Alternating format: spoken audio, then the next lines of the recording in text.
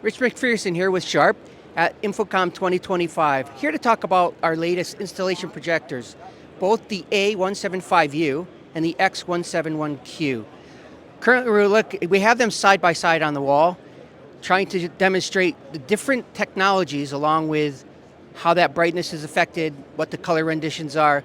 So the left image is our single chip DLP, 4K native resolution. Very important is this RB laser, and that's designed so that we can get a closer rendition color-wise to the LCD projector. On the right-hand side is the LCD projector, the A175U. That is, again, at 17,000 lumens. Very important here, takeaway is the fact that it is a filter-free design, so it's a sealed optical engine, filter-free, 17,000 lumen product. Typically in this category, you don't find that kind of filter-free design with an LCD-based projector. Both optional lenses, each series has their own optional lens.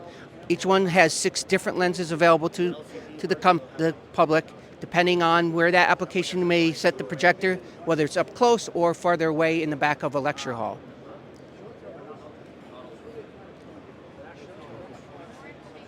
For more information, visit sharpusa.com.